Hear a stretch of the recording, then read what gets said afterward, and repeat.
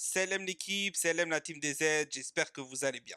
Bon, dans cette vidéo, comme vous l'avez vu au titre, on va parler de deux choses spécialement. Premièrement, on va aborder le match de Adam Ounas donc, avec son club, son nouveau club du LOSC, où ils ont gagné aujourd'hui 2-1 face au TFC, donc Toulouse, sur un deuxième but magnifique et exceptionnel de Adam Ounas, une volée sans contrôle à côté du gardien, rien à dire, applaudi par le stade, applaudi par les commentateurs, applaudi par tous les supporters derrière leur télévision. Vraiment, c'était du grand Adam Ounes ce soir. On va pouvoir ensuite lancer un deuxième débat parce que bien évidemment, c'est une chaîne qui est orientée vers les supporters algériens.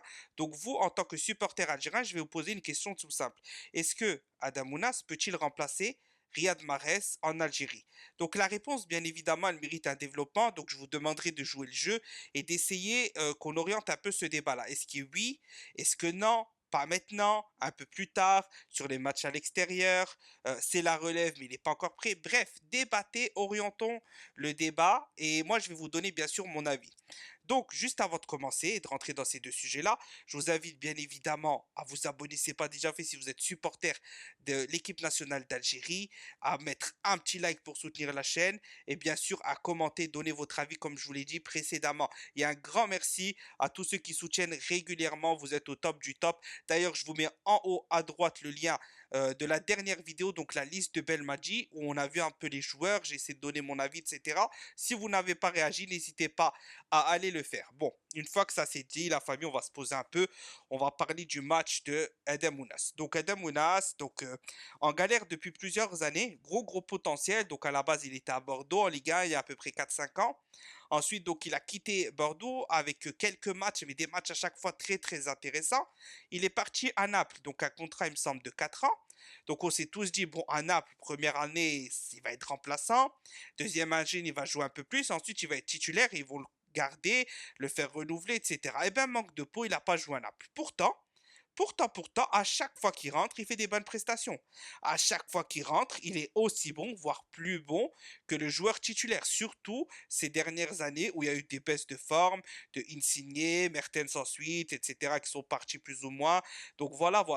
Et il n'a jamais réussi à s'imposer à Naples. Est-ce que c'est question de niveau? Ce n'est pas question de niveau. Adam Ounas fait partie de ces joueurs comme Ben Arfa qui peuvent arrêter le foot pendant 5 ans, ils rentrent sur un terrain, ils sont bons. On ne sait pas pourquoi. C'est comme ça. Ils ont ça dans les pieds, ils ont ça. Ils sont trop forts. Honnêtement, c'est des joueurs qui sont très forts. Il leur manque du professionnalisme. C'est pour ça qu'ils ne seront jamais de très grands joueurs de club. Ils ne pourront jamais être de très grands joueurs de club parce que, comme j'ai dit, c'est le même style que Ben Arfa. Ce ne sont pas des gros travailleurs.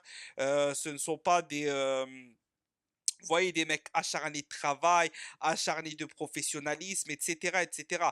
Mais il est indéniable que le talent, ils l'ont dans les pieds et c'est magnifique. Alors, pour revenir sur le match, brièvement, puisque là, on a parlé de manière générale, le match était très intéressant. On a vu tout ce qu'on aime voir d'un joueur, donc de la technicité, de la vitesse, projection vers l'avant, jeu qui est toujours très vertical, toujours vers l'avant, il cherche très peu à revenir en arrière, sauf quand il est bloqué. Mais il ne se jette pas vers l'avant pour rien, il ne construit pas vers l'avant pour rien.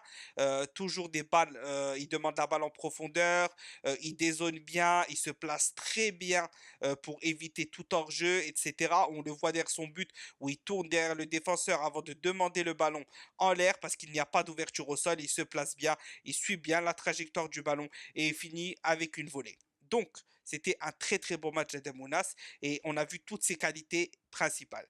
Maintenant, on passe au deuxième débat. On ouvre le débat. Est-ce que Adam Ounas peut remplacer Riyad Mahrez? C'est une vraie question. C'est une vraie question et pour moi, la réponse est claire. La réponse est claire. Actuellement, il ne peut pas remplacer Riyad Mahrez de manière générale. C'est-à-dire que Riyad Mahrez à niveau, sur un bon terrain, etc., il est très bon. Maintenant, Riyad Mahrez est mauvais cette saison 2022. On a déjà dit qu'il devait un peu prendre le banc. Et c'est là où tu as Adam Ounas qui peut le servir à le secouer avant de prendre sa relève, peut-être après la CAN 2023. Mais en attendant, pour moi, c'est encore trop tôt pour dire on installe Ounas si on met Mahrez sur le banc. C'est trop tôt. Tu peux faire ça sur un match pour secouer Mahrez. Tu peux faire ça sur 2 matchs. Mais tu peux pas faire ça définitivement. Déjà simplement parce que Riyad Mahrez a prouvé, notamment sur les matchs à domicile et sur de bons terrains, qu'il est toujours très fort, il peut te débloquer les matchs à n'importe quelle situation, etc. Maintenant, le gros problème, c'est en Afrique. En Afrique, à l'extérieur, pour moi, Riyad Mahrez n'est pas un joueur de type africain.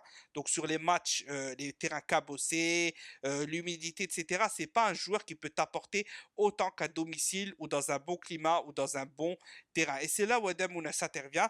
Et là, clairement, à l'extérieur, sur des matchs à pression, sur des matchs durs physiquement, tu peux commencer avec Adem Ounas et le faire entrer Riyad Mahrez à la fin pour débloquer des situations qui n'arrivent pas à se débloquer si on voit que la profondeur ne marche pas, ceci, cela. Tu peux obtenir un très bon coup franc bien placé de Riyad Mahrez, un penalty où il est très très bon, tu peux obtenir une passe de génie au dernier moment, etc. etc. Donc voilà, ça c'est de manière générale pour moi. C'est encore trop tôt pour faire la transition de manière directe, mais il doit avoir une transition qui se fait petit à petit, c'est essentiel. On rappelle qu'Iran Mahrez a 30 ans.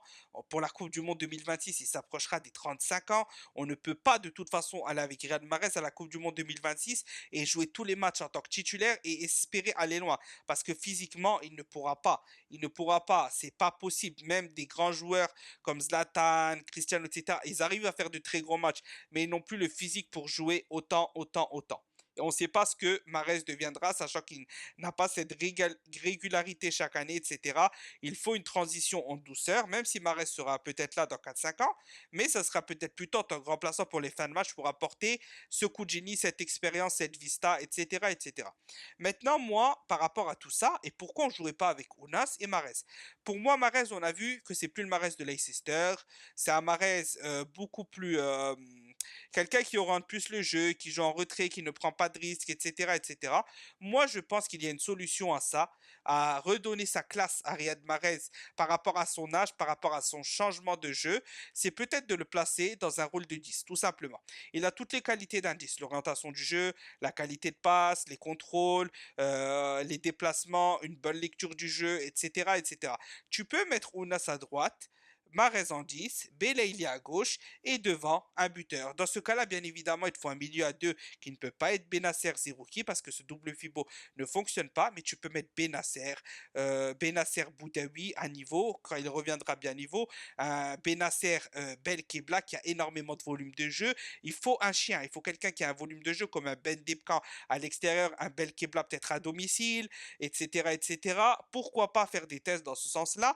Mais Mahrez, pour moi, derrière l'attaquant en 9,5 ou en 10, peut être une solution pour profiter de la classe d'Adamounas qui est clairement l'un des joueurs les plus doués techniquement de sa génération en Algérie et peut-être actuellement de l'équipe d'Algérie techniquement.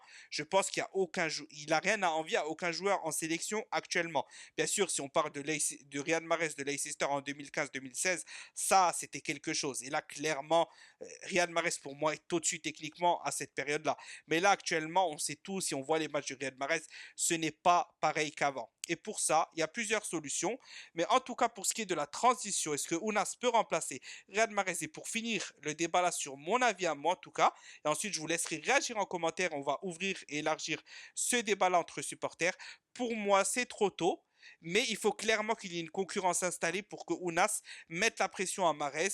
Et Ounas, par contre, peut débuter certains matchs titulaires, notamment à l'extérieur. Sur ça, il n'y a aucun problème. Mais un remplacement direct, c'est encore trop tôt.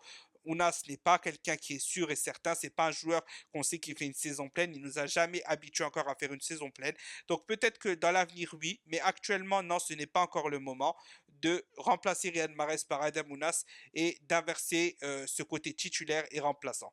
C'était mon avis. J'espère que la vidéo vous aura plu. N'hésitez pas à participer en commentaire, mettre un maximum de pouces bleus. Salam l'équipe et n'oubliez pas, Tahia l'Algérie, dans la victoire comme dans la défaite.